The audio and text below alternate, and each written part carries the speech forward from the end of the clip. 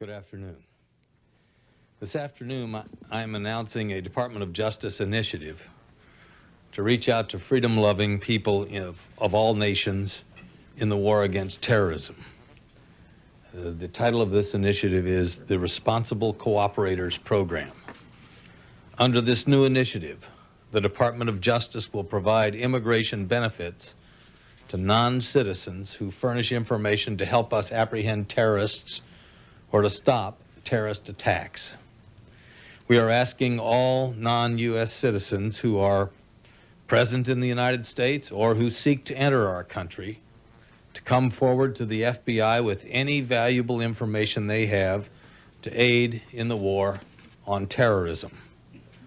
In return for this information, the Department of Justice will assist non-resident aliens in obtaining what are called S visas, which are available when the information provided is critical and reliable, and the person is placed in danger as a result of sharing that information. S visa holders may remain in the United States for up to 3 years, and during that period, visa holders may apply to become permanent residents and ultimately to become United States citizens.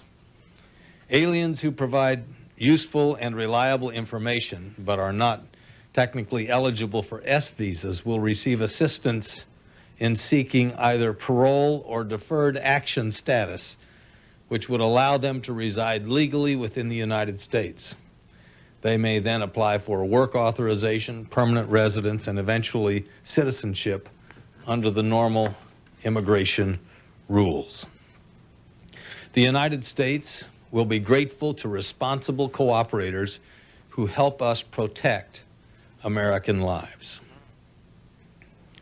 We are at war with a fanatical terrorist network that claims to have nuclear weapons and wants to slaughter innocent American citizens.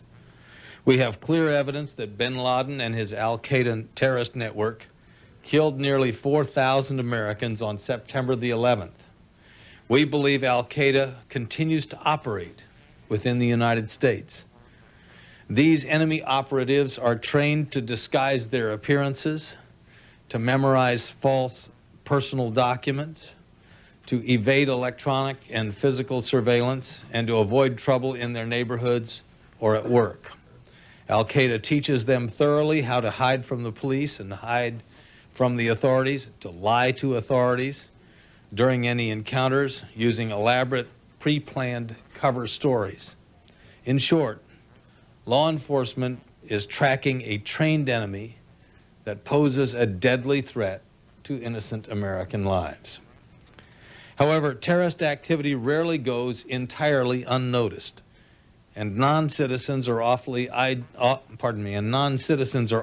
ideally situated to observe the precursors to or early stages of terrorist activity. Information of such activity is critically important to our war against terrorism. Some visitors may be hesitant to come forward with their information because of their immigration status.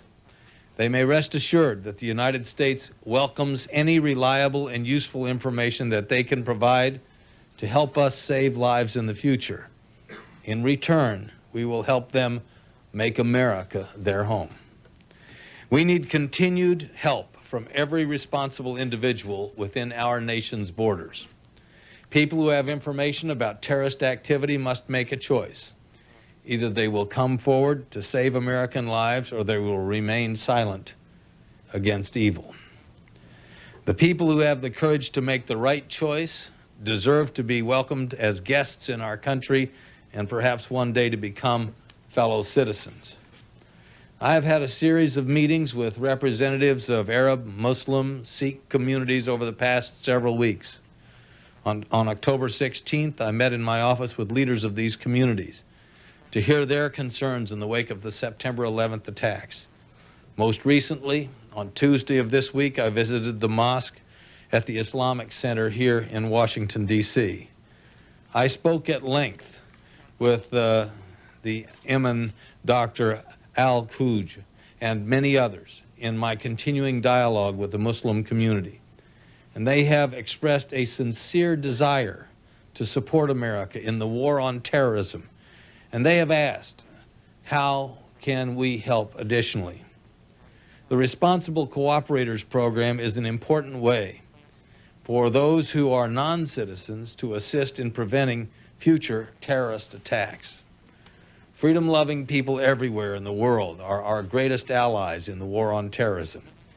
Today, we call on those individuals who share our love for freedom to make a contribution to defend that freedom.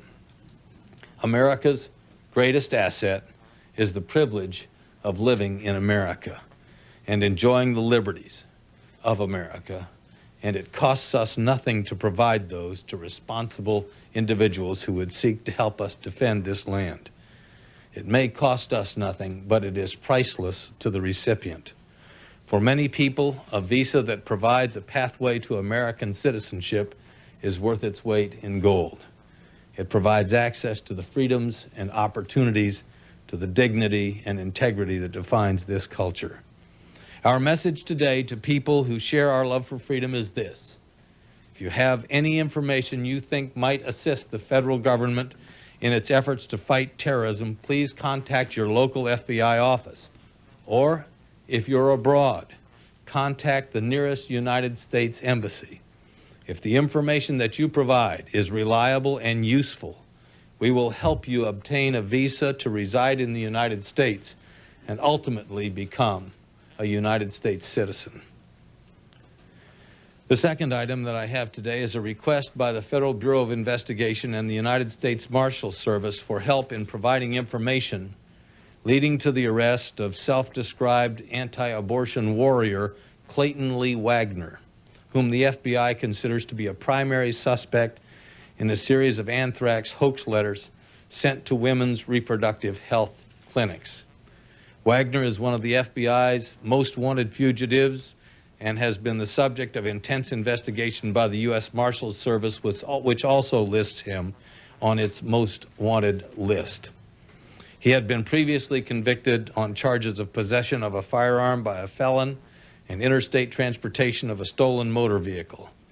He escaped from the DeWitt County Jail in Clinton, Illinois on February 22nd this year, where he was awaiting sentencing and facing a term of 15 years to life. Authorities received information over Thanksgiving that Wagner has claimed responsibility for sending more than 280 letters purporting to contain anthrax to women's reproductive health clinics on the East Coast in the second week of October. A second series of letters, also falsely contain anthrax, was sent to more than 270 clinics in the first week of November. The Department of Justice considers Wagner's threats and all anthrax hoaxes to be serious violations of federal law. Perpetrators of anthrax hoaxes and those who threatened abortion providers will be prosecuted to the fullest extent of the law. We are committed to identifying, tracking down, and prosecuting those domestic terrorists who threaten the lives and welfare of innocent Americans. As just a moment of personal privilege, I had hoped that Tom Picard would be able to be here today, the Deputy Director of the FBI. Tom tomorrow terminates his active service as a member of the Federal Bureau of Investigation. He has served as the acting director of the FBI and obviously now as the Deputy Director of the Federal Bureau of Investigation. His service has been faithful, his service has been valuable, and it has been complete. He has served the FBI well, he has served the President of the United States well, he has served the Justice Department well, and he has served his fellow citizens in a notable way, giving over a quarter century of his life in the effort to make this society one which is secure and one in which the risks of crime do not invade the opportunity for liberty and freedom that Americans enjoy. And I'm pleased to just have this opportunity to thank him publicly, even in his absence, for his outstanding service to America, to the Justice Department, and to me personally. When Director Free left office in June of this year, Tom Picard stepped nobly into those leadership responsibilities and conducted himself with distinction. I'm pleased to introduce Assistant Director for the Criminal Investigative Division of the FBI, Ruben Garcia, to give you more information about the anthrax hoaxes. Ruben. Thank you, Attorney General. Given this announcement by the Attorney General, it is more imperative than ever that we locate and arrest Clayton Lee Wagner. The FBI, in concert with U.S. Marshal Service and other local, state, and federal authorities, have been actively searching for Wagner since his escape from federal prison in February. We placed him on our top 10 most wanted fugitives list just 2 months ago on September 21st. He has proven very resourceful in eluding law enforcement over the past 9 months. We consider him extremely dangerous. He has survivalist skills and may be heavily armed. The FBI's most wanted list has been a very effective law enforcement tool for over half a century. A total of 467 dangerous criminals have been put on the list since 1950. 438 of these fugitives have been captured, a success rate of nearly 94%. Of that number, nearly 1/3, or 1 in 3, have been apprehended through a tip from a private citizen. Obviously, we hope to repeat that success once more. This investigation once again proves the determination of the FBI, the Department of Justice, and the Department of Justice in protecting civil rights of American people and ensuring the safety and well-being of this nation during this unique moment in history. We are absolutely committed to identifying and prosecuting anyone who tries to intimidate or frighten the American people or to violate our civil rights. We call upon the American people, as we have done so in the past, to lend their eyes and ears in helping us track down Clayton Lee Wagner so we can bring to an end this violent crime spree and his wanton disregard for the rights of our citizens. Thank you. At this time, I'd like to introduce Don Gambatista, the Deputy Director of the Marshal Service. Thank you. As the Attorney General and Mr. Garcia said, Mr. Wagner has been a wanted fugitive by the Marshal Service for a number of months. After his escape in February, we put him on our most wanted list, and what that does is puts all of the resources of the Marshal Service and a number of federal and local fugitive task forces throughout the country and the world after this man and others who are on the list. We have devoted all of our resources to him. He is a very resourceful person and has eluded capture over these last several months. We hope with the public support out there that we'll be able to locate him soon and bring him in to justice. He is an avowed anti-abortionist, and we're fairly certain that he has mailed many of these hoax letters to abortion clinics and others. Thank you. You're a person with an immigration violation. The message to you since September 11th is that the government would feel very harshly with you. How can you now expect those people to come forward even when there's a sort of a bonus on the table for them? Well, first of all, this is for any individual who is in the country, regardless of their immigration or visa status. And there are many people legally here on student statuses or on business statuses or on tourist statuses as a visa that might want to have the opportunity to become permanent residents with a more lasting status. The second item is that the instruction is to the Federal Bureau of Investigation and to the embassy offices that they're not to inquire as to the immigration status of the person bringing the information. They are only to receive the information and to evaluate it. And that evaluation will be the basis upon which an individual would receive the benefit that would flow from the receipt of useful and reliable information that helps us either detect and prevent terrorist activities or gives us the opportunity to convict those responsible for the activities. Sure. Of that standard, what is the criteria that would be used? Would the information have to lead to the apprehension? Would they be allowed to enter in lieu of an investigation of that information? What more can you tell us about that? Well, the criterion is is that it has to be useful information to us and reliable information. It does not necessarily have to lead to a conviction, and it doesn't have to be comprehensive. It might be that it's the missing link in a chain of evidence that allows us to actually do something. And so we're asking that individuals be sort of generous-minded about how they view the information they have. They should give it a try, because frequently other people will have provided other aspects of the information. So the criterion is useful and reliable. The judgment to be reached will be reached by those offices that receive the information in conjunction with those the efforts to either disrupt the terrorist activity or to prosecute those involved in terrorism. And the recommendations then will be made to Maine Justice and INS. Yes. Go ahead. Attorney General, do you have any idea how many people might possibly be interested in this kind of a program? Do you think, for example, the majority might be from overseas rather than from people who are already in this country? Do you have any? You know, I really don't. You know, we could sit here and muse about this. I think there are a lot of people who come to this country who decide, having lived here, that this is a worthy place to be. That because of its respect for individuals and because of the opportunities that are seen here. I know that many who come, and I spent some years teaching before I got into politics, and that's a long time ago, but many students decided they wanted to stay here at the expiration of their visas. They know that a student visa doesn't provide that opportunity, but an S visa would provide that opportunity.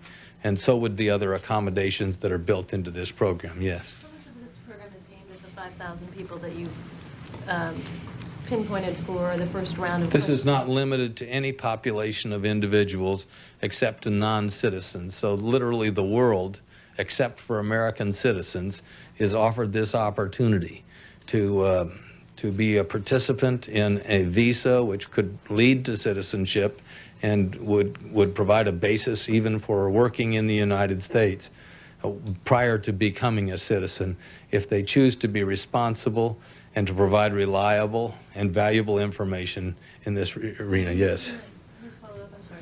Are you hoping that this will lead to more of those 5,000 people coming forth and talking to the Well, obviously we would like for all individuals who have information to come forward. We expect Americans who have information to come forward. The crimes of September 11th were not merely crimes against America. They were crimes against humanity. They were crimes against civilization. The people of 86 different nations died in the World Trade Center. And individuals, I believe, have a responsibility as citizens of coming forward. And this is just an added incentive to a population of individuals, some of whom might be situated in a way to have access either by their capacity to understand language or by their involvement in various communities to be able to be helpful to us. And we want to signal to them our desire to get that help. Yes? Last But question, in a way, please. this sounds almost desperate. Make it good, will you? This is the last one.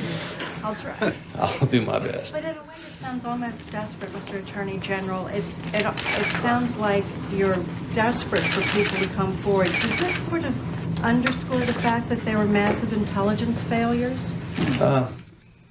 You know, no. The answer to that is no. This underscores the fact that we want to do everything possible to prevent further loss of American life as a result of terrorism. And we are seeking every avenue. And frankly, we're delighted that to date we've been successful, but we don't want to rest on a laurel of success to the exclusion of other items which might assist us in achieving this goal of making sure that other Americans, innocent civilians, don't die in terrorism. And so you've seen a progression of things happen. We've strengthened our security around a variety of assets in the country. We've warned and trained law enforcement. We've created task forces to integrate the efforts of law enforcement around the country. We have interviewed groups of individuals we thought might be situated in a way to help us develop information. And now we're welcoming individuals to self-select on the basis of some benefits to them, their opportunity to come and assist us achieve this noble goal and objective. And I hope that we can think of more good ideas as time goes on. The President of the United States has made it very clear to me and to, I think, the American people that this is a long-range effort to fight terrorism. And the Al-Qaeda network is a very important part of that. But the President's indicated that terrorists and those who harbor terrorism should expect that we're going to be in this for the long haul.